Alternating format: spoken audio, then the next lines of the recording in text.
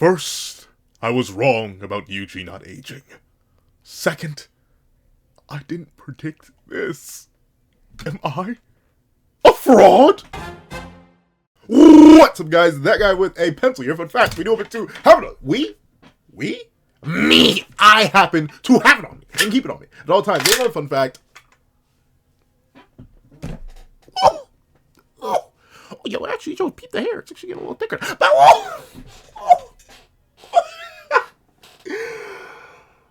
But see, I don't know if this is like the agenda man in me.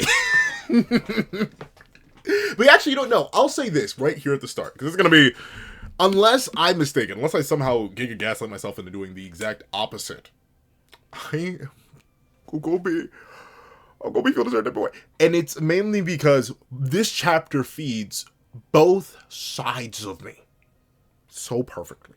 But like both sides of me were so well fed by this chapter. There's the side of me that loves good, juicy, tragic character writing. It ate for breakfast, lunch, dinner, a snack on the side, brunch, and dinner somewhere in between. It was smacking. But then there's the other part of me. That deep-seated part kept sealed away in my core, who leaks out every once in a while, every second here or there. Every other instant, he awakens from his slumber. And that's the agenda man in me. The filthy, nasty, disgusting, horrific power scaler.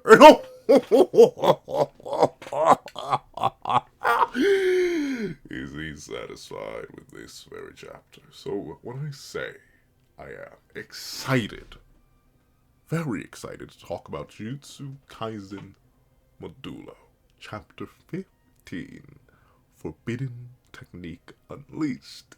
I mean, my toes are curled right at this instant. But enough hype, enough glaze. Let's not waste any more time. Let's hop right into the chapter itself. So we open up with a beautiful color, not cover page, I wouldn't count this as a cover, but a first color page. And man, like, here's the thing. I knew Yuka was going through it because she looked a little bit too much like her grandpappy at the end of last chapter. I need you to remember, while Yuka was sick in his youth, he eventually, ate that and kept it pushing. He was fine after a while. Yuka, she seemed to get the exact opposite treatment because she's 16, same age as Yuta was in Jujutsu Kaisen main series. And you can see it's really getting bad. Notably, it isn't even seemingly her time yet. She did seem to have more time. The period has not passed where she should be like, but she's losing her vision. Her sight is getting blurry. Her head is throbbing. And notably, based on like how big these speech bubbles are, I don't even think this is like a dull throb. For anyone who's had like a headache or even like just a lot of stress, I'm not sure if it's like literally cortisol buildup, but like there are times where if I'm too tense, like physically or especially mentally, like right around here, like not even my temples, like I think these are the temples, like back around here, I'm not sure even what this part of the head is called, like here, it'll just get really, really tight and like it'll hurt and it'll just be like a dull throb in the back of my dome piece, and I'll be like, I think these are like, oh no, like her brain's literally trying to explode itself. Whatever was inside of her that was identified all those months ago is probably like boomed a lot inside her head, and it's literally pushing at the bounds of her own skull. And we see that Mino notices her struggling as the pilot goes towards the plane and says, Yuka, would you like to use this after all? And he offers her a wheelchair. Same woman who's going to fight Dabur, by the way.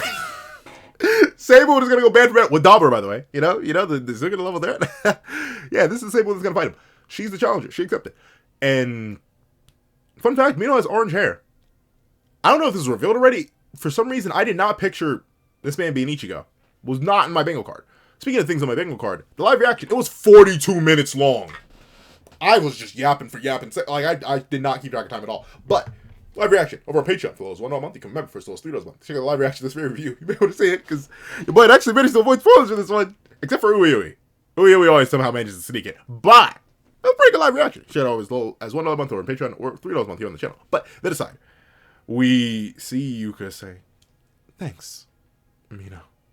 And like notably, I think a very important thing, because especially with this chapter, I looked, I did a couple things in between. We're going to live reaction and the review that I'm recording now.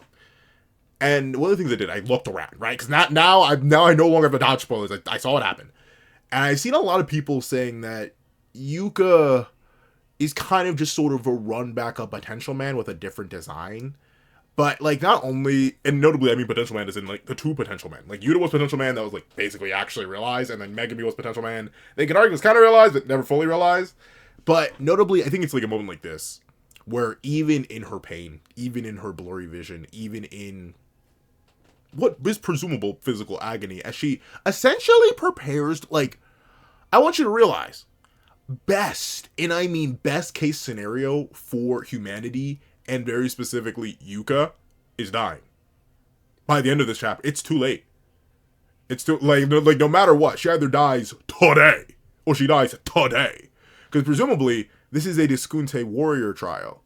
Meaning, despite what happens at the end, if Dabura manages to put himself alongside the other two strongest in this universe, as someone capable of slaying what shows up later, then congratulations. Yuka's still the warrior, meaning she either pops up out of the shadows and then perishes immediately from strain or something like that, or Dabura one-taps her, and or she stays in the shadows the entire time, still trying to stall out as long as possible, and then she dies of asphyxiation or malnourishment or something. Like, she's perishing no matter what. But unlike a Megami or unlike a Yuta, her own grandfather, she faces this fate and faces me in particular with a smile. She puts her hair back, she stands up straight and tall. Because Yuka is a different character. I will agree with one complaint I've seen about this chapter. And generally just Modulo as a whole, but especially this chapter, considering what happens. I've seen people say, tonal whiplash of the chapter. And I do agree. The pacing of this manga is light speed. I cannot emphasize enough. Not even 5 chapters ago, everybody was cool. Then Yakamaru said, and then now we're no longer cool. But, with that being the case, I think Gege and Yuji Wasaga Sensei have done more than enough with Yuka in particular in this very limited time span to make her stand out as a character. I think all the complaints are like, oh, Yuka's just a copy of Megami. Oh, Yuka's just a copy of Yuta with like who just now woman. I think that's like wrong. like notably, I would say that's stripping the character down to his basic. Not even really. Like outside of her being a user of a similar technique to one of them, she's not at all the same. Considering she fights actually in a really intelligent way for the limited fights we see of her. And even like her initial usage of her techniques, which we'll get into in a bit, this is different from whatever we've seen from Mr. Original Potential Man. I'm talking Megami here. And she's also just really different from her grandfather because she's a lot more hopeful, even if in this case she's clearly resigned to her fate to a degree. But with it being the case, whew, what do they mean? I literally found out they do have another manga. I had to look it up. But like, I'm reading it. I don't care. You may be like, really, Pencil? You're going to read an entire other manga, but you have no connection to it and have no plans to talk about it on the channel just because you think Yuji Wasaga Sensei's art is that? Yes! Uh-huh. It would not be the first time I've done that. I've read because I'm like, oh, that looks pretty. And just slurped it up. Not that many, but enough. Enough that, yes, I will go do that. Yes, I still haven't read not Osamu Nishi. Shooter's Legacy's other work yet. It's like, that's another one where I'm like, the art's a banger, let me go look at it. But, yes, I'm going to do it. And this is one of the main examples, dog. I think what I like about this particular dualistic piece so much is the framing of the color. Notably, look at where they stand. Funnily enough, the Samurian side of this is a lot more blue, despite the clear implication of a sunset, right? The gorgeous faded orange that soaks Tsurugi's eyes and lightens his hair and his body and even his katana, all that. It's just a beautiful color there. And it works so well that I'm generally sitting here and being like, how do you even conceptualize this stuff? Like notably, and even the posing of this looking so good, like hold on, he's in a squat, hand on hip, holding the sword like this, You know, just thinking about striking the pose itself, it actually does seem like kind of insane, kind of sort of like there we go. I'm like trying to hit the pose right now, but it looks so good. It looks so good. It's like a watercolor-esque blend. Like, it looks almost painted. It's so good. And then, of course, you know, you just have, like, the character in the art, right? Sugi looking focused, resigned, determined to fight for the sake of his sister that he's not there for.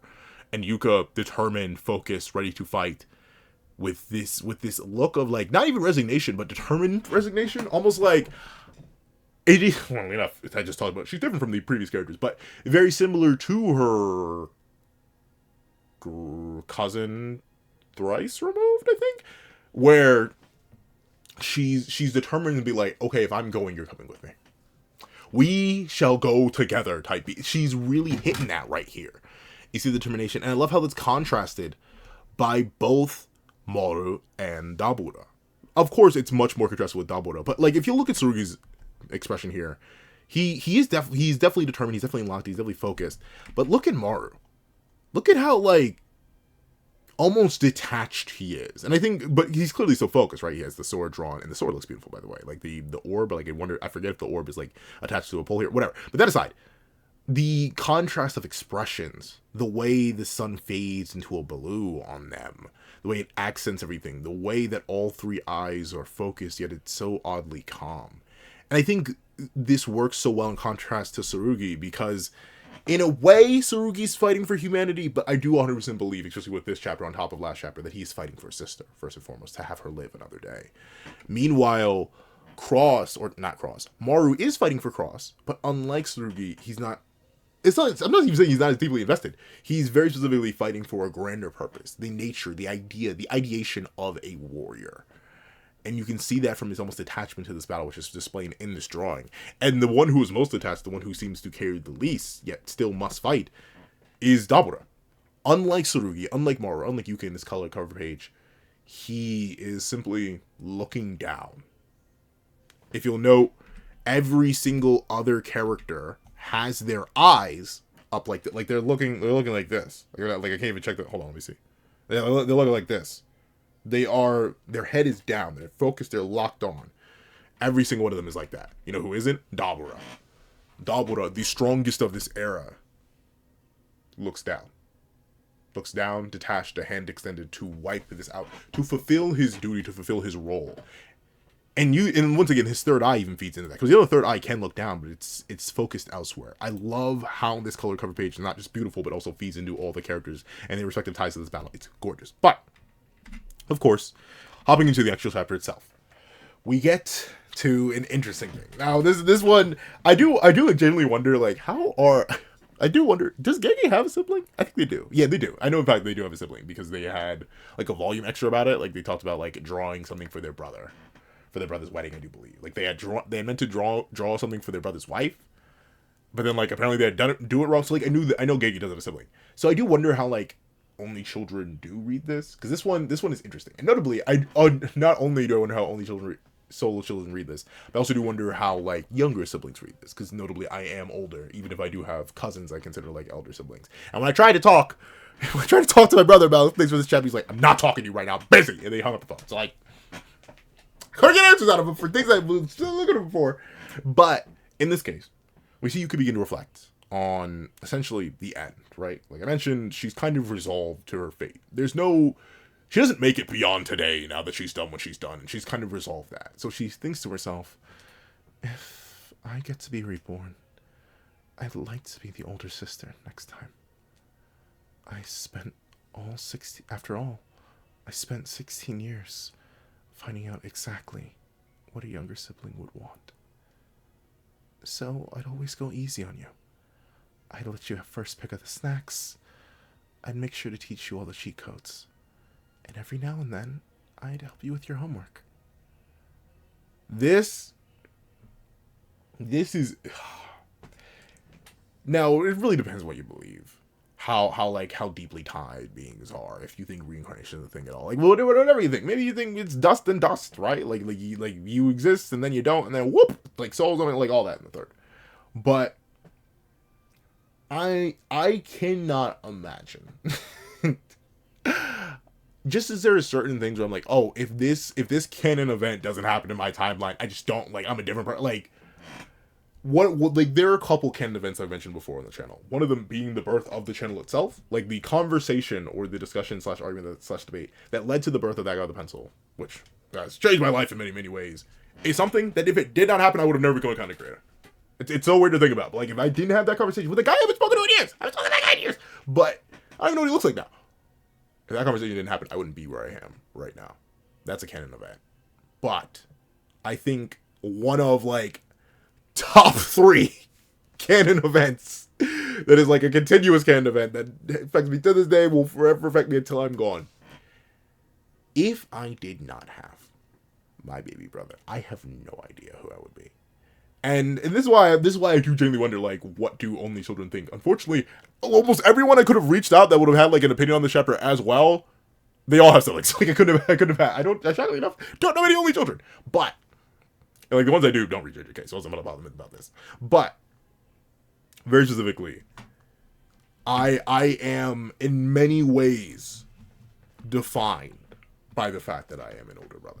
I talked about this a lot last review, where, like, a lot of my mentality, a lot of how I approach things, a lot of who I am is heavily determined by the fact that I popped out my mama first, and then he popped out years later.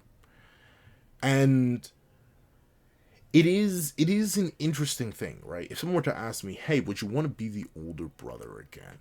Someone confirmed it for me, hard like, yeah, we'll give you the offer, we'll give you the same brother, everything. But you could switch to the order. Would you like to be reborn younger? And, like, for weird, like, if I'm reborn in the same time for, like, context things, I had my memories, I'd, like, what if, but, like, I think ultimately, since I am so heavily defined by the fact that I'm older, that I'm not the youngest, that I'm the eldest, I think I can't fully agree with Yuka here. At least what she says in this moment. And, notably, I tried, like I mentioned, I tried asking my brother, but he wouldn't answer the question. But I think, if anything, this sort of answered the question for me, because he read the chapter way before I did. The idea of who you are being defined by other people seems strange at first. I remember I've talked to some people about this, of like, hey, do you think you could be you if XYZ wasn't in your life? And they're like, well, no, yeah, it's still be me most of it, but, like, I feel like you are definitely defined by your environment and change. In the circumstances of your environment are particular too, right? Like, you could have the exact same parents, but if you were born 5 years later in a different context, or even like a year later, things can change massively just based on the context of the world, what position your parents are in, and all that. And with that being the case, from the responding to these ideas of why you could, at least at first, would want to be the older sister, I find it interesting. I'd always go easy on you. For the longest time, I did baby my baby brother because he was a baby. He was a baby, and I was older by a decent enough margin. We weren't both baby. We are not near-born children. There's like a marginal there's a chunky gap. So he was a baby for the longest time. He was baby, and he always gets babied. But, like, once he became, like, 5 to 6, I wouldn't really go easy on him. No, like, I would. Obviously, I'm not going to tweak out at my full power as another child. Like, the baby. But I don't know. It felt like a responsibility for me to teach them lessons. If anything, me still not going super soft on you is helping you understand that if I'm not, no one will. That's an important life lesson. Even a child me who didn't fully understand the context of the real world, especially not at that time, was teaching. I'd let you have first pick of the snacks. We just didn't like the same food. We didn't like the same snacks. We didn't like the same food. So we, unironically, me and my baby brother never really had issues over that. So that's one I can't fully tie to. I'm not sure how other siblings feel about that. But that is a thing. And then usually I would let him eat first, because, like, that's just kind of just how it worked in my household growing up, because youngest eats first. Then I'd make sure to teach all the I didn't know cheat codes. I didn't know cheat codes, and we played different games. We still play different games to this day. We have some minor overlap, but, like, it's so minor that it barely counts. It's like, I don't know, but if I did have cheat codes, it would help them with those, I guess, but I didn't really have those. And every now and then, I'd help you with your homework. I would help him whenever I could, and whenever requested to by our parents, but notably, he, like me in many ways, despite being his own individual, we inherited a certain stubbornness, a certain stalwart determination to do things by ourselves, of ourselves, around ourselves. So he always hated it. I tried to help him with anything, especially his homework. But I do like this idea that Yuka takes, right? Or at least I like it. I like it because of how sad it is, right? She's thinking about rebirth. She's thinking about the next life. She's thinking about something else because there's nothing beyond this day. She's reflecting on her life because this is all she has to do now. As she essentially prepares herself, resigns herself to death itself. It's a tragic fate for a character who just wanted to live, right? And we see she says a statement that doesn't match her face, or she thinks one. She says, "Man, he was a terrible older brother." But note, she says this with a smile. And like, I don't actually know how my baby brother feels about me fully. He's a silly little guy. he's once again like his older brother. But anyway, a silly little guy. Not little, but very silly. But at least according to secondary sources, apparently he does look up to me. Apparently I have been an inspiration for the boy in many ways. And I've done things positively for him. So I could see him making the same statement. Where like he think or having the same thought, where like, "Man, this guy sucks!" But the truth comes out through the facial expression. It comes out through a smile. Though, once again, with Yuji Wasaka Sensei just being a monster art-wise, you can see just the sheer sadness. Like, I don't even know how to phrase it, other than saying like it's a sad smile, a smile that you give when you know that, well, there's nothing else. It's all over. It's all done. It's finished. It's not the smile of someone determined to win. It's the smile of someone knowing that it's over and being okay with that as they reflect upon themselves. And we even see her mumble to herself, and goes, "Yuka?" And we see Yuka is really fading now. Whether it be because she's building up, possibly like instituting a binding vow. None of that seems to be implied. It just, the disease has progressed enough that she's barely cognizant. And she says, "Tsurugi." And Mino naturally asks, "Yes, what about him?" You see he goes from sitting to kneeling before her, worried for her. And we see her look and see something. A man in a suit. And she says, "I thought I told you not to come. I wasn't trying to act tough. I just don't want you to have to see me like this, You're the type of guy who thinks he's being nice when he tells a girl that she looks better without makeup. I swear, you really don't understand how girls feel at all. Not even your little sister." Now, admittedly, it's really weird to take, because one, I'm a man, and two, I'm an older brother. But it is like, I think of the woman I consider an older sister, even though she's just my first cousin. And I barely, like, technically I think of like the grand scheme of things, I've barely seen her, but like I still think of that. And I don't really understand her in many ways, despite her also very much being like me in many ways, with like the stubbornness and the belief and the determination and many sense of madness that just seems to run in our family. There is a gap, right? And like, I'm thinking of like the next youngest female cousin I have that I would technically be like an older brother to. Not only though, I get called Unc. I've been Unkified for a while now. I know a lot of people start calling me Unc, and we're like, "Aha, we're gonna throw Unc at this." I've been Unc for a while. I was Unc'd by that same first cousin who was like, "Oh, call cousin Pencil Uncle," and I was like, "I am their cousin once removed. Why are you banishing me to Uncle? I'm not an uncle yet." But like, I've been Unc'd for a while, and I also don't really get it. Like, I still don't get it. Like, I do have some younger, but there's like an even larger gap there where like I'm thinking of some of my younger baby cousins, except for like one or two, but even then I barely interact with some of them. And there's this lack of understanding there that it does hurt. But I think there is it's a weird contrast, right? I've mentioned this before, I'll mention it again. I don't think people will ever fully understand anything. I think you'll never even fully understand yourself. Your subconscious always exists. And obviously, if you can't fully understand yourself, and you can't read minds, how on earth are you going to fully understand anybody else? But I think that lack of understanding, that difference, is in a way beautiful and allows us to be unique. But still, all of that aside, the beauty of difference, and the roles that different people who have differences from you play in your life, there is also a sadness here, right? On two fronts. One, this does sort of act as a justification for Tsurugi seeking out Maru, rather than actually being by the side of Yuka. She told him not to come, all to help maintain appearances. She just didn't want to be seen like this. She didn't want to be seen so weak. And it's interesting, right? Because I'm a person who somewhat cares about self-image. I don't know, it's kind of 50-50, but like Yuka, there are certain people who exist currently now. Heaven forbid if I'm ever lucky enough to have children. But like, there are certain people who are like, if I do cry, you're not seeing it. Never. If I'm ever not feeling myself, I won't even pick up the phone. The most you may get at me is a phone call. I'm like, no. There's somewhere I'm like, I'd rather just be invincible, or at least appear invincible before your eye. I'm not showing any weakness to you.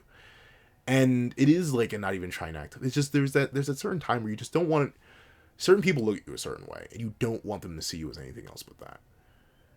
And that like, and notably, that's like me not having, as far as I know, not anything that's gonna like take me out in 2 seconds. But seeing Yuka essentially decide to be alone, right?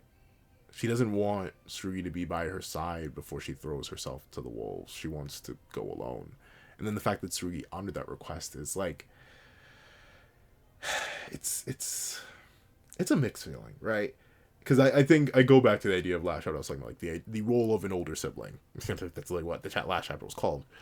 But the role of an older sibling, and very specifically, when you should listen and when you shouldn't. At least to me, there are some requests that my little brother gives me, and I'm like, cool story, bro. No. Like, and this would be one of them. Even with, you could be like, I don't want you to see me like this. They're like, I would want to be by my sibling's side. Especially as I know. And I get it. Sugi in a different, just like in this, Sugi in a different way is by Yuka's side, fighting for her sake. But like, man, I would want to be there. Same thing with Mara, right? Fighting for crosses and the Samorian's sake. But I would just want to be there for my sibling. And I think that is a fundamental difference. So I think that's good, right? The idea that even as people who share similar roles, we all have different views. And then on top of that, there is the sadness. Just like, once again, the chapter is just sad. In terms like the back half of it, where it's like, yeah, Yuka's dying. There's no sugarcoating it. There's no like, oh well, like maybe she'll make it. No, there was no mystical magical cure. There was no RCT to come secretly heal at the. No, Yuka's dying. She won't even see 17. She's perishing as she speaks. She can't even distinguish between Mino and her own brother, her own flesh and blood, and a man who knows how long she's actually known, are indistinguishable because she can barely see. There is so much sadness behind that. A character who is short-lived in like 2 sentences, right? Like, she's only had 15 chapters. She's only had 15 chapters, and I'm feeling things. And this is this idea I always say. It's not about the amount of screen time, it's what you do with it. This is peaking, like, the fact that I care so much about Yuka just dying, and like her resigning herself to death. You know how many times this plotline has been pulled on me? Like, a character will get introduced and like, oh, I'm dying, and then they die, and I'm like, okay, anyway. But like, I feel for Yuka. I feel sadness that she's just fading away. I don't care about Mino at all, but seeing his reaction here, seeing him realize how far gone Yuka is, and tears coming to his eyes as snot drips from his nose, like, it's hitting. It's hitting. He literally says, she's already this far gone. I'm sorry. I'm so sorry. Like, man, like, as a person who loves tragedy, you may be like, wow, wait. I just say you're sad, but you're like, I don't know. I don't know. Something about me. I love me some despair. The fact that this hits is a testament to Gege's writing and Yuji Usagi Sensei's art. The fact that I feel so much is just so good. So good. And notably, this doesn't, like, in many ways, this doesn't really get resolved. She doesn't, like, suddenly realize, oh, wait, that's Mino speaking. She couldn't even tell it was Mino despite him asking about, what about him? She heard his voice, but it didn't register. It's just like, a person here. It must be Tsurugi. Because and I think that almost speaks to, like, a subconscious wish of her, right? And this will be reinforced 2 pages later, even though she told him not to come, even though she wasn't trying to act tough, even though she just didn't want to be seen like this, she expected him to be there. I expected him to be there by her side like he was there a time in the past. And that was when she wasn't going to die. As we see a flashback to Sugi walking with Yuka. And you can see that he's bleeding from his head. And he says, "Don't cry. It's not a big deal."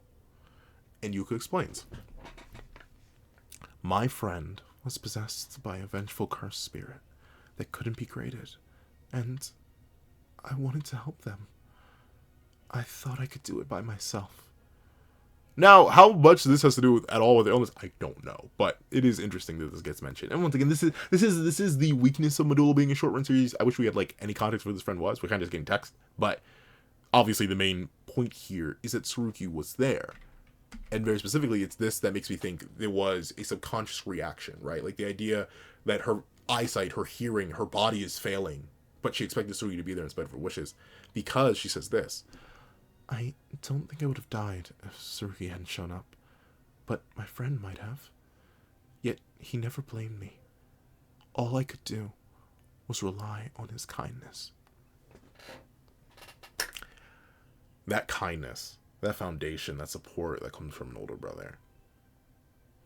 It's always, like, at least to me, it's always meant to be there. And I'm not, and here's the thing, as an older brother, I'm not saying that I'm perfect. There are many things I look back on, like just straight, like Jimmy Neutron, Brain Blast, look back at time, I'm like, man, I know I was also a child at the time, so curse that version of me that didn't have rational thinking when his prefrontal cortex, his brain wasn't even fully developed. Darn him!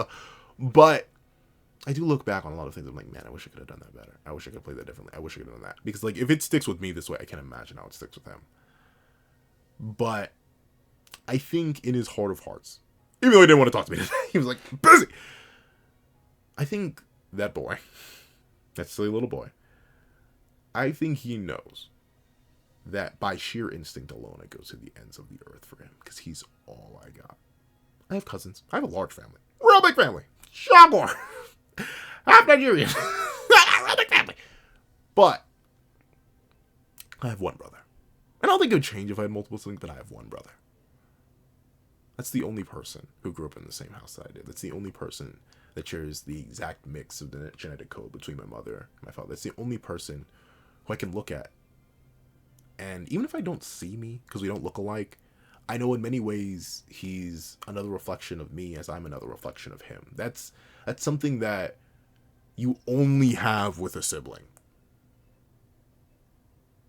I think that's so important to provide and have as the older sibling, or even just any sibling at all. Like, at the same time, as much as a mess that boy is, I'm also very convinced, even if I feel like I don't fully understand him, if anything were to happen to me, or I were to ever truly need his help, I know he'd be there. I think that's the ultimate sadness of Sugi not being there. And Yuka hallucinating him. The idea that there was this faith deep within herself that he would be there by her side regardless. Because of the kindness that he had shown all those years ago. And now he's expressing it, but in a different way, in a darker way. Hoping to save her life from a battle that she's already flying to. It's really a shame. But, not all the character writing aside. Not all the character writing aside. New character writing. Stay hungry, folks. But, we see some crows flying. And Dabura himself, with a slight smile on his face, no less, goes, "Are you the chosen warrior?" Which I do. Is that a hint of sarcasm, Dabura? He does, like, really? An old man? This is the best you got? Thought I was going to be fighting young man Yuji.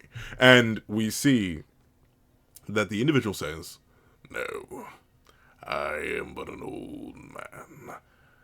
And we see, "I have come to greet you on behalf of Earth's Jujutsu sorcerers before the duel. I am Wee, master of the new shadow style, and I would like to express my gratitude to you, king from another planet." Your gratitude? almost 70 years. Okay, I'm getting too far in there. Uiui is it, or wee wee. I say uiui because like I don't want to say wee wee, but wee. I think that's technically how it is. I know we technically is O-U-W. So like maybe it is uiui. I'm not sure. I just need to go watch the anime, which I don't do enough. But uiui or wee, whichever you want to call him, whatever swanging, he's here as an old man, and he specifically comes as the greeter, the facilitator, and I think this is. One, just generally a cool reference. I love seeing older characters in sequel series, especially when they are actually old, and Wee now is clearly old enough to have, like, possible grandchildren, or, like, these are Mei-Mei's kids, and, like, they're her grandchildren. I don't know. Wee laid pipe? Wee laid Wee? Or Mei-Mei? Probably also laid Wee and got a man pregnant. Like, regardless, all that, it's nice to see him here, and it's also nice to see him fulfill two roles. One, obviously, just, I am Wee, master of the new shadow style, meaning that after it was passed to Kusakabe, presumably before Kusakabe passed away, he passed it on to Wee. Whether or not he ended up, like, charging a fee for it or not, we don't know, but probably knowing him. But also, I like how he maintains himself as the facilitator. If you'll remember, Wee was the facilitator of the Shinjuku Showdown in many certain ways. If anything, this very area he stands in now is a testament to the battle that raged 70 years ago, or, as he says, nearly 70 years ago at the Shinjuku Showdown incident, the massacre. Or really, not too many, but still, the massacre, the destruction that reigned here. I like that he plays the same role all these years later, but where before he represented not necessarily anyone outside of, himself and his own interests and the interests of the rest of humanity, now he acts as, not necessarily a vanguard, but a spokesperson for all human beings. And I think it's also very interesting that he decided to do this, right? Like, what is the financial incentive for this? Nothing. But there is a fundamental belief here that Wee holds that he ends up thanking Dabura for. And I do like that Dabura maintains the conversation, right? Because I think, I mentioned this earlier, and I want to bring it up again. This conflict is something that feels and likely is very detached from Dabura, right? He couldn't really he couldn't really care less about the killing of the quote-unquote Kalians and the cursed spirits. Like, whatever. It's fine. As he literally said himself, it's always the Kalians. Okay. He's here fulfilling a role, but in spite of that, he doesn't be like, okay, I'm not talking to you, bring me the warrior. He's intrigued. He at the end of the day, as much as he is truly more of a living weapon than realistically Gojo and Suga ever were, he still is but a man, and he's confused and questions your gratitude. And Wee explains. Almost 70 years ago, a surge of immense power shook this country. The period of peace that followed was ordinary, but flimsy. And at some point, everyone seems to have forgotten what we used to call strength. These children have no idea what it looks like when a living creature reaches the peak of violence. But I think you could show them the true terror of the curses that spill out from our very guts. And this, it's a very interesting thing. Especially, like, man, getting going with all the modern commentary. But have you ever heard the phrase, men used to go to war? You ever heard that phrase? If you're a young man in the modern day, you've heard it. And even if you're a young woman in the modern day, you've heard it. If you're a person in the modern day, you've likely heard the idea of men used to go to war. Men used to topple nations. Men used to do this, that, and the third. Note how there's this odd yet poignant reverence of violence, right? And even like in just little modern things. Why do people want to get swole? To look good. But also to have strength, to have power, to hold it within ourselves. But it is very interesting to think in many ways how we've been sort of domesticated, right? Like, we always talk about domestication in animals. Like, animals getting, like, shorter faces and rounder noses to appear cuter to humans, so we take them in and over, and selective breeding and evolution, all that. But also, think of humans. We're a lot more sedentary for an innately nomadic species. Of course, there are beings like me who still have the urge to travel and do so whenever they can, or also just have to drive to work. So, like, there's still that, but in many ways, we humans are a lot softer than we were. Even forgetting about the idea of men used to go to war, men used to hunt beasts for a living. Men used to die at 20, maybe less, maybe a little bit more. Life expectancy used to be like 30. And I'm not even talking about like before civilization. I'm talking like during civilization time. Like life expectancy used to be 30. And in many ways, it's come with a lot of benefits. The idea that there are 9 billion humans and that we are pretty clearly, like undeniably, the apex predator with just a little itty bit of prep time and numbers and jumping. Like, that is truly amazing. It's remarkable. It's something that only we humans could have achieved, at least seemingly. But note the issue that Wee Wee points out. Very specifically, the idea of peace softens, peace weakens, and also the idea of memory, social, conscious, or otherwise, does not seem to last. Like, if you think, and notably, it's funny enough that he says this, because it applies to me. How many times have I mentioned to y'all before that I really can't hold a grudge? My memory isn't long enough nor strong. Like, grudge, hatred, malice, doesn't really exist in my heart. Why? Because I soften with time on anything. Except for that filthy, disgusting, nasty, red creature, Panda. Like, outside of that, I cannot hold a grudge to save my life. Why? Because it's passive. And while that is a good thing, who knows? If I held a deeper hatred in my heart, if I had a fire that burned in my core of straight sheer malice, I could turn that blaze into fuel. Who knows how jacked and juicy I would be? Right? Dog, I haven't even gone through, like, real serious heartbreak yet. And I'm old. If I ever do go through that, I may just explode in the spot. Like yeah, I may be fried. But that's the thing. The times of peace, the times of development, the times of individuality, they do weaken. They do soften.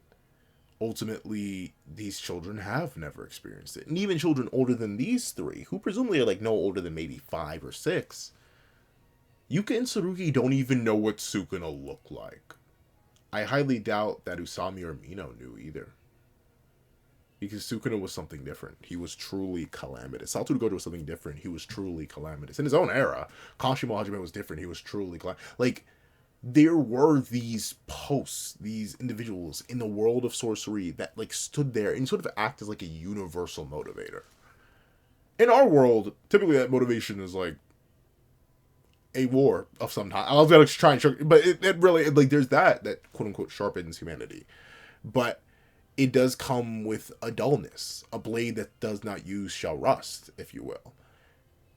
And with that being the case, we were pointing out the idea that that lacking presence, that lacking visual of strength has allowed humanity to weaken is one of the biggest reasons that I think Satoru Gojo was added in as sort of a balance patch. Right? I think the server admin that runs the JJK server is like, everyone's getting a little bit too chummy and cool and clean right now. Let's add a power ceiling again. I think the same thing, but the opposite for the Heian era, where the Heian era was already dumb, stupid, cracked in 50 billion different ways, but Sukuna was added in as a balance patch to tone it down a little bit. Sure, people sharpened their skills against it, but most of them also died. I think Gojo and Sukuna both act as sort of natural balance patches to their respective world at the time they are implemented. And by doing that, they set a pinnacle, they set a height to reach, they set up what strength truly was, that apex of it. But since it's been nearly 70 years, since that time has been forgotten, since people are able to forget massive, horrific times that happened not even 4 to 5 years ago, it's just like a thing. Heck, some things haven't even ended. I'm not going to say it, but a certain world-altering event isn't gone. People are still just say, we moved on. We don't care. You want me to do what? You want me to put what on my face? No, it's over. It's not. It's still really, really bad. So, like, there is this sort of reluctance to even remember bad things, to remember things and what they mean. And I like that Uwe points that out. Very specifically, he wants to teach what seems to be his legacy, those who shall inherit what comes after him, about this. And that's why he thanks Dabura. he thanks him for essentially existing as the new balance patch. For the Heian era, it was Sukuna. For the modern era, it was Gojo. For the Edo era, it was Kashimo, and then Ryu, and then the 10 Shadows and Limitless, Six Eyes Heads. And then, for a short period of the modern day, it was Gojo and Geto and Toji. But now Dabura is. He will reveal what power and strength truly means, what it truly is. And he shall help humanity understand just how far they have fallen. But, of course, we see Dabura take this information, but respond in kind, saying, "Unfortunately, I can't show you anything without an opponent. And unless they are truly worthy, it'll be over before they can see a thing." And this, man, Dabura. I've seen a lot of discourse around Dabura. I've seen a lot of people just say, "Oh, he's a bum, he's a clone, he's whack." I've seen people say, "Oh, he's just a tool, he doesn't seem to fit into the strong character." I've seen a whole bunch of people say a whole bunch of different things. But ultimately, I think what I like the most about Dabura is the idea that he stands in such strange opposition to every other strongest to some certain degree. When you think about Sasori Gojo, when you think about Yuki Tsukumo, when you think about Suguru Geto, when you think about, like, all the characters who were considered the strongest, you know who Dabura aligns with most? Yuta. Funnily enough, ain't that strange, considering he's fighting his granddaughter. Yuta. Why? Because ultimately Dabura doesn't even want to fight. He wants to end things quickly. He wants to get this done. And I like that ultimately, by this, he's admitting it'll be over before they can see a thing. It means he's essentially explaining, I'm not going to drag this out. This will not be an extensive beating session like what I did with my own brother in Brain Dura. This is not what I did with my own brother in Dura. No, I'm just going to immediately annihilate whoever I'm fighting. And in many ways, that is a mercy, right? Rather than dragging the fight out, extrapolating every last bit of pain, agony, and misery that he could, he's like, no, I'm just going to annihilate them immediately. Ultimately, they need to be worthy so your children can witness literally anything. And that more like, I'm not really interested in being here, but I'm doing what I can to fulfill my promise. That side of Dabura, it's just so much of the character. And very specifically, I love Ui's response. And it's really not the first one. It's the second half, where he says, "Not to worry. I think you'll be quite satisfied. And I'm sure your loneliness will be eased." And we see the plane fly over. The reason I like this line so much... Hold on, let me take a sip. Oh, there's barely any water in that. I need to refill after this. But the reason I like this so much is because it's Wee responding to something he observed, something he noticed, and something he may have even seen with Yuji Todori as he aged and as usually stayed the same. The loneliness, or the requirement to hold such divine power, the reaching the apex of violence to the point where it would strike fear by merely existing in the presence of others, leads to loneliness, even if one is not alone. Dabura has a sister. He does. And obviously he has healing through other people, right? Like they're clearly still, like, essentially what I'm saying is Dabura still definitely does have connections, but still it is just like Gojo with his connections, or even Sukuna with his connection with Orume and Kenjaku. In spite of having those connections, he's still lonely because no one has ever been able to reach him or meet him on that same level. And even if Dura could in the past, it didn't seem to matter anymore as he surpassed him. He's been long dead.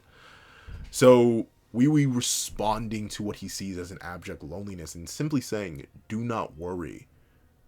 You will be satisfied and your loneliness will be eased." Even though Wee is smiling here and seems to be like, you're about to be fried. I think it is a mix of, you're about to be fried, and also a genuine, yeah, I'm sorry for you. Your existence is necessary, but ultimately it still is a tortured one. It would be, essentially, it's like Wee saying, it would be an agony to exist as you, for you can never truly be you with all the raw power you contain. So hopefully this will help ease some of that pain. And once again, I do wonder if Ui thinks Dabura is going to win or not. Regardless, he leaves in a flash of the crows with his kids as the plane opens from the back. Yuka gets unlatched from the plane itself, and Mino stands up and watches. Tears streaming down his face, a snot runs down his nose. as the doors blow wide open. And this is why I said the statements earlier were like a falsehood from Yuka. Because she says this: if I get to be reborn, I'd like to be the little sister again. And this was the main thing I wanted to ask my little bro. But he was like, I'm not answering that. It's gotta go. He's busy. But I think I would also want to be just the elder brother, man. Because I don't like I just don't know who that guy is. Like I genuinely don't know the guy who was born second. Like if it was me, but he was born second, it's not me.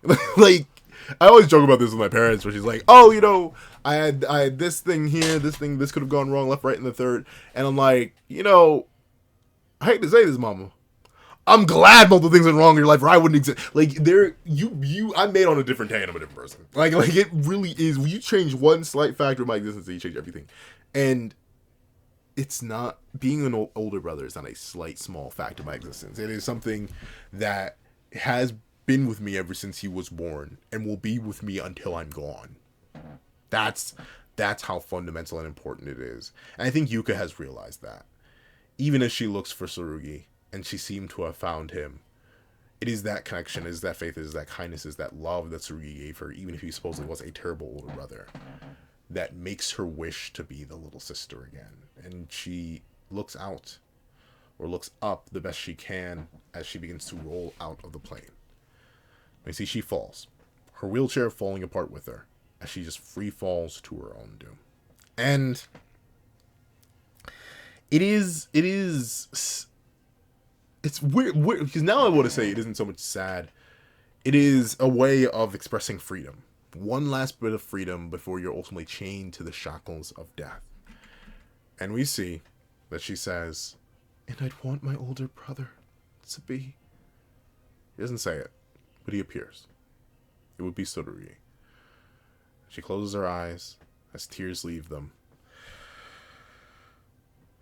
And Yuka, if she had any last doubts, any last regrets, any last hesitation, she's fully accepted her fate.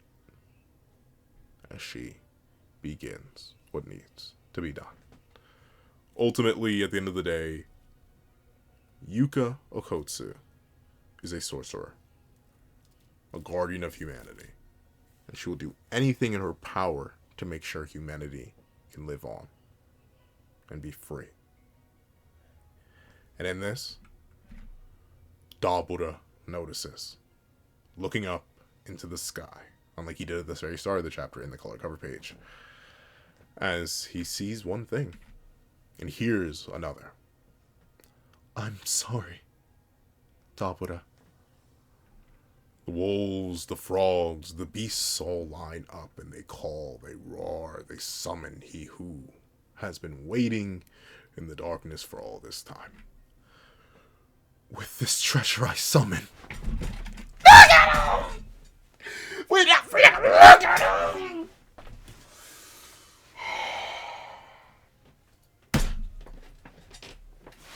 And this is why I say, I kinda get it. Well, not even kind. I do understand the complaints about Modulo's pacing. Cause like the only and this is why I say some of y'all just go to with the sauce. Like I forget who particularly called this, but I remember someone calling this earlier, like the first review. Like, oh, you could definitely understand shadows. I was like, a little bit iffy on it, but the fact that people noticed that Savage Claw Strike wasn't just curse energy manipulation; it was a manifestation of Divine Dog's own slashing attacks and claw abilities. The call of Doom Dog for her to have 10 shadows and build up to this, but I'll admit, just as it was cool to see Megami slowly but surely build to Maharaga, I wish we had more time to see her build to this. Had more time to see her set up this strat. But it being this last resort final move, once again, to sort of show how the strongest as we know it would operate differently and remind us. Because, like, ultimately, we gotta remember, Maharaga's last showing was it kind of getting, not bullied, but kind of bullied? Like, obviously, it took Gojo's arm off, but it didn't actually do that much against Gojo. Gojo had kind of, like, I'm not saying it lowered Maharaga's stocks in any way. Like, it's still, Maharaga was still indirectly responsible for Satoru Gojo's death. Like, it still clutched up massively. But I think I think it would have been nice just to, like, get some cred back for the 10 Shadows, since the 10 Shadows hadn't been actively used properly. Especially the Apex of it wasn't used properly for a long, long time. So I get why people are a little bit like, whoa, total whiplash of doom, as Maharaga falls from the heavens and starts flexing in this beautiful Yu Yu Hakusho Sensei art. But, that all aside, the callback, the return, the manifestation of the 8-handled sword, the 8-handled sword, Divergent Sila Divine General Maharaga. Oh, it's so good.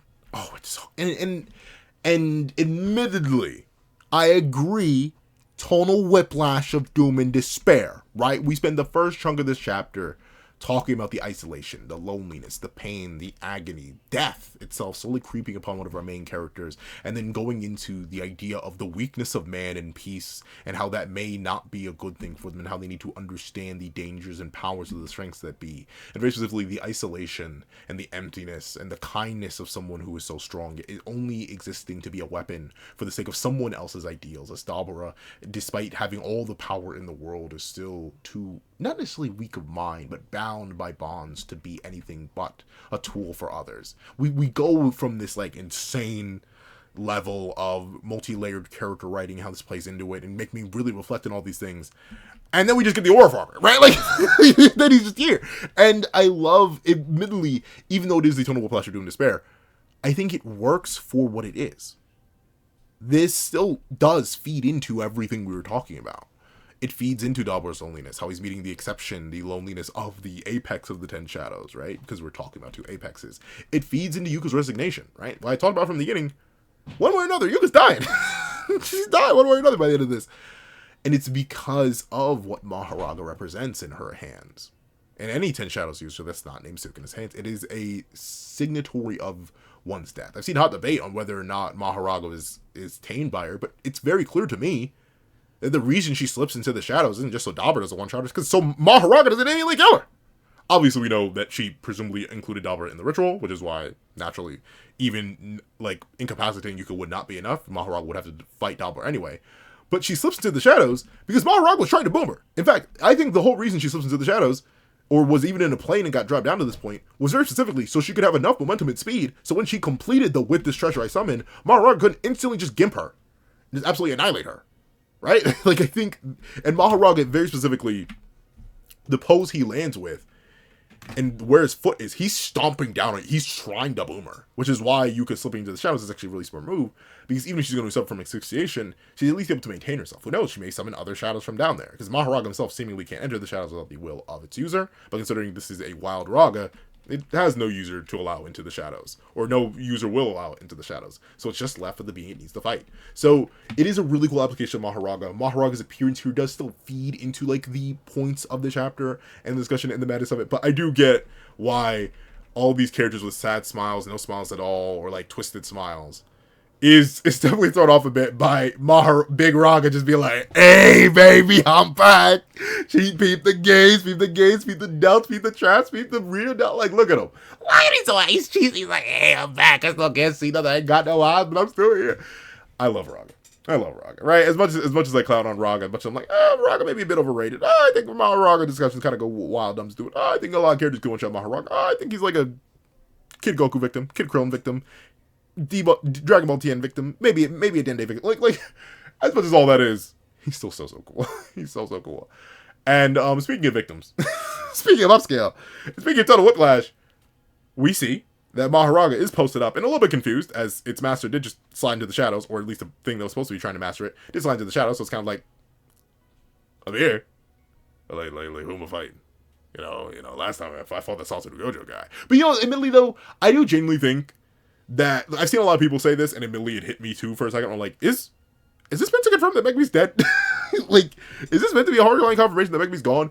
I don't think so, because I don't think there are any rules around the 10 Shadows specifically having multiple manifestations. Remember, Naoya and Naobito were both alive. They both have the same technique. So, like, I think Megumi may still be alive, may just not be at all capable of, like, summoning Maharaga or Sai's. Like, he may just be old.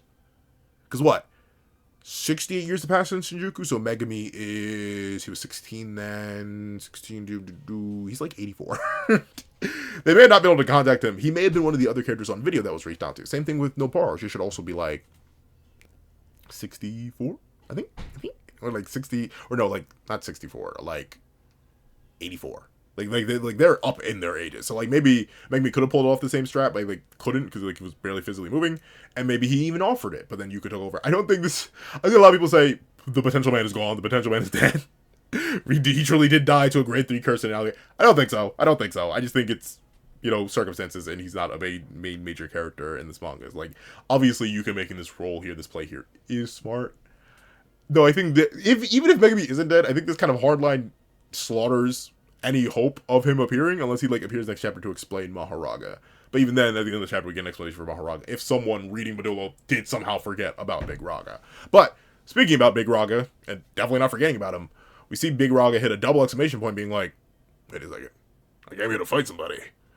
Yeah, but my master, they went to the shadows. Oh, wait, what's that? And he looks up, and Dabura just lives up to his Dragon Ball character behind name and just starts firing beams. But they're not actually beams. Sorry, I'm getting a little hype. But Dabura, I think what I love about this the most is that he is at least here, at least to me, he's implied to have just straight jumped. Like, jumped higher than building level height. Like, look at the buildings here. That man just... Hold on, let me make sure this isn't like a double sprint or anything. Hold on, let me go back. No! Yeah, it's not double sprint, it's 2 separate pages. But, like, he straight Dragon Ball leaps into the air on some Superman leaps buildings in a single bound type beat and launches down multiple of these beams all into Raga. And notably, it does do a lot of damage to wild, unadapted Raga.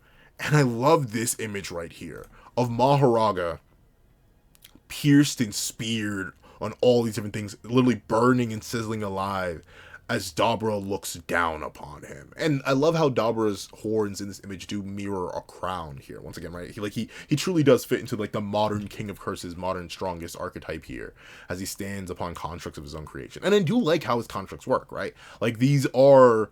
He clearly, at least seemingly, can't fly. He's very similar to Sugi in that sense where he can't fly, he just has extreme physical capability. So he uses his constructs as like a platform to stand on. And Raga looks absolutely annihilated here. However, as I've gone into before, this isn't actually too much of a Dabura upscale. It won't be a Dabura upscale until he just one-shots Raga in one big move. Because you'll remember, base Raga's durability is really questionable. We almost never see it against anyone who's not like one of the 2 strongest characters in the verse. Like we never see it except for Gojo and Sukuna. So like he may either have insanely high base durability or may have like 0 base durability. But still, he does get absolutely annihilated and blitzed by this, which is pretty darn good considering what we've seen Maharaga adapt or react to before. And whether or not you think Maharaga adapts stats, you could apply that all Maharagas are the same, or at least the Wild Raga is the same. So it is crazy that I wasn't able to react to this, considering unlike the dismantles from Sukuna, these aren't invisible, these are just beams of light they wasn't able to react to at all. And notably, you can even see his sword is missing here. Like it seems like the sword itself was like cracked off from the beams. So this is his right hand. You see where the sword should be. Here's his right hand again. Sword gone. Man was absolutely violated here. From the wings everywhere. Like Yuji was talking something going crazy on the art. But we get a little explanation. A little explanation that's making my toes curl. As we get the narrator saying, Dabura Karaba's curse techniques are... Now, I'm going to start with this first panel here. Curse techniques, plural? Correct me if I'm wrong. You can literally butter my behind and call me a biscuit if I'm incorrect. Actually, please don't. No, I'm scared. But like, you could. I think Dabura is the only character in the entire... Is it technically a trilogy? I guess like Zero, JJK, and then Modulo. I guess it technically is a trilogy. I think Dabura is the only character in the trilogy to be innately born with 2 curse... Like, as far as we know, innately born with 2 curse techniques. And note how they say curse techniques, not techniques or abilities. No, like, literally curse techniques. Every other multi-technique having character gets them through, like, specific interact. It's not, like, innately born into them, right? If you think of Yuta with copy, he needs to consume other people to even use it, or pieces of other people. If you think of Kenjaku, usually his brain swapping technique is it doesn't really give him like a direct copy of the ability of the body's going into. What it does is the essentially it's the curse technique of the body that's transferred into by Kenjaku's technique is an after effect of the body, because the soul and the body are intermerged. So that's not a natural thing. Kenjaku didn't have at birth. He only had one technique. And like, who else has multiple techniques? Yuji, he ate his siblings. He didn't have a technique at base, so he ate his siblings to get blood manipulation, and then he awakened it against Sukuna. So that's not two techniques, at least not inherently at birth. And then I think that's it. Like, I can't even remember who else would have like literal multiple techniques. But Dabura, putting him up there with the strongest, automatically, just by his very nature, has two. Just at base. So, curse techniques, plural, he has two curse techniques. Second thing, he has and light. Do I talk about... I won't talk about that. Light! Light! Light! Light! He has light! Maharaga. Big rock.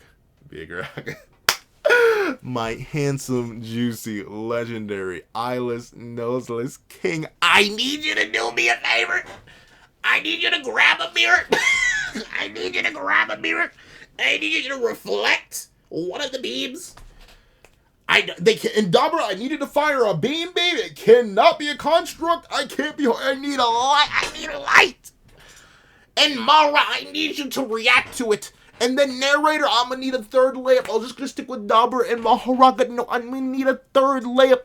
I need confirmation that Gojo and Sukuna and Kashimo, it tells you, like, everyone's faster than Raga still. I need all that. So we can actually finally get some JJK light speed skills and into enough electromagnetic waves that could be just aim dodged. Please.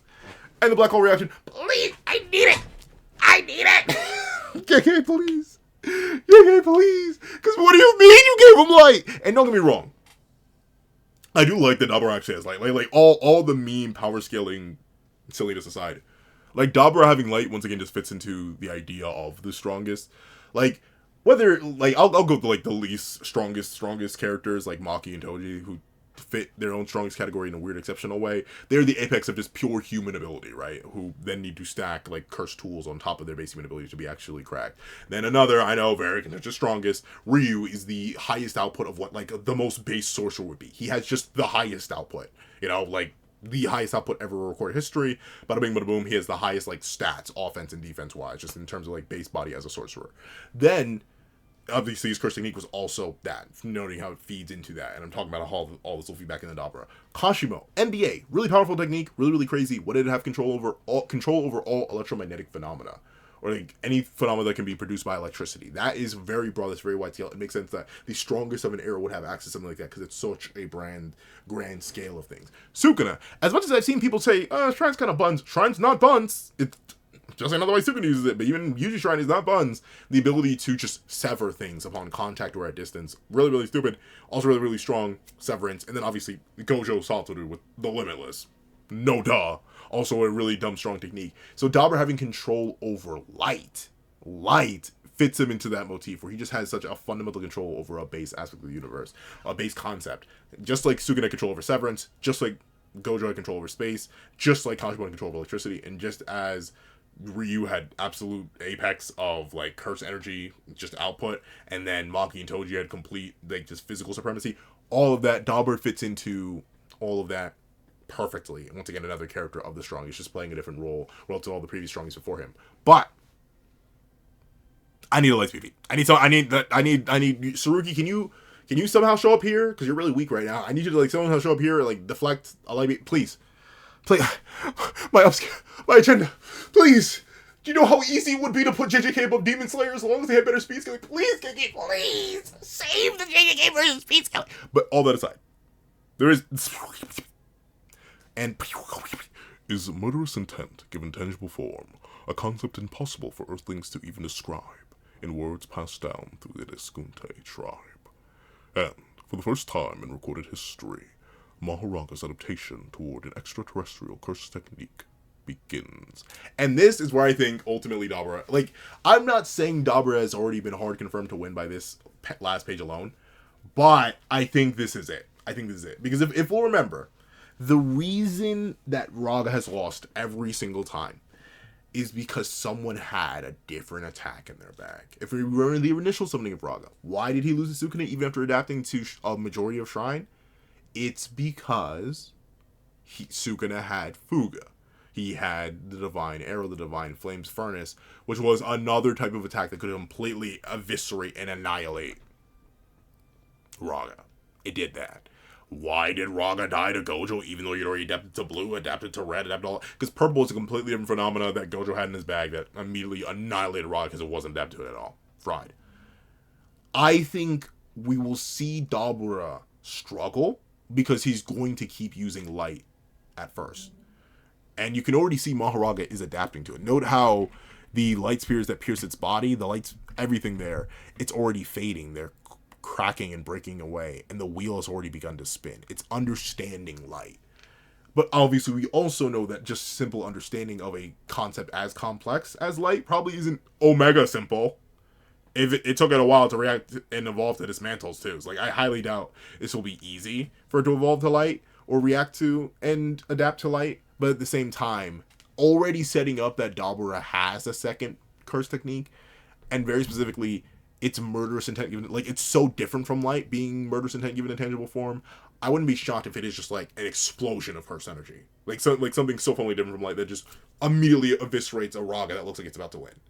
So I do think Dabura has Raga's number already. I think you could still probably ride, but all that aside, all the agenda, all of that put to the side for a moment. I mean, you read the chapter with me, right? Like you and me were like this, twin, right? Yeah, the chapters, guys. Maybe my favorite chapter in all Modulo, just because of how well it builds on everything that's been established so far. And I love agenda, so maybe my favorite chapter in Modulo may not be able to reread Modulo, but an amazing chapter, If you somehow made it all the way to the end of this video, please do me a favor and leave. Is that light? Wait, what? Oh, no. We'll do it. Is that light?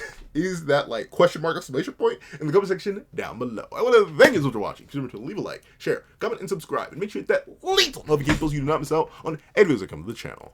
Also, I do want to have a page down below. You can support me for as low as $1 a month. These things like exclusive videos, early content, and more. So now become a member to the channel for as low as $3 a month to get the same perks and more. Some of those perks include the 43-minute live reaction to this very chapter, ad-free variations of all my videos, early ad-free access to all my videos, and on top of that, early ad-free unedited versions of all my videos. And by unedited, if you'll notice, I saw a lot of other channels getting banged by Modulo, so even though I hadn't been banged just yet, I wasn't trying to give them a reason to look my way. So, of course, this looks a little bit rough, but for Patreon members, they get a completely just normal-looking version, like the old reviews.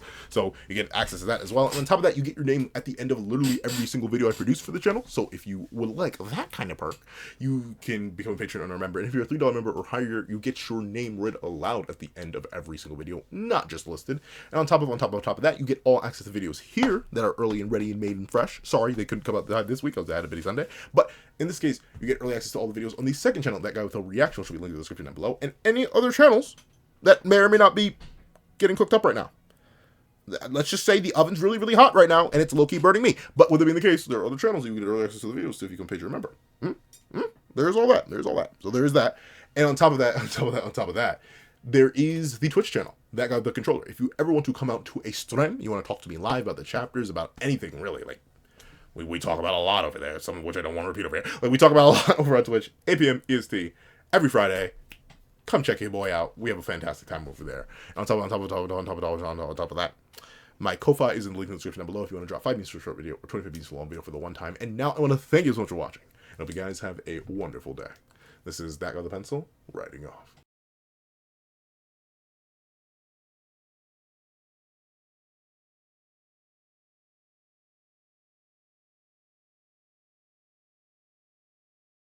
I'd like to give a thank you to our sketch team members: Eternal Flame, Red Wolf 4765, Astro, Glacier XZ, Zera, Brandon Payne, J2MA, Guillaume, Pura Ura, Enzo, Swift Strike, Super Flame Zero, Yuki Ally, Striker Man, Grim, Ollie, The Boy, Corey Watson, Damon Brown, Magic, CCC, Romano Furen, Dino, Heath Nelson, Hector Gonzalez, Black Sage, Tim Thomas, Kaving, Julian Perez, Akolade Babatunde, Union I, RXN, Nevis97, Logan Guzman, Dead Meme, Karudir, Reyna, Christian Carter, Jagoda, Keon Stewart, Donovan McIntosh, Sino King, Hamza Idrisi, BNA DNA, Edwin Igmignoba, Cyan, Straw, Cybersage 12, Athen Shear, Antavius Mitchell, Plant Crone, Azo2404, Kree Panem, Zapro, Weary Exile, Karina Hernandez, Sheesh King, Window Life, and Alex Kenny. Then, let me thank you to Art Line Art Tier patrons, A+A, Kevin Encarnacion, Sean, Dread Zoen, Midnight Lord 21, and Wind Dragco. Then, let me thank you to Art Inc. Tier members, King RTX and Shrimpo the 4th Shrimp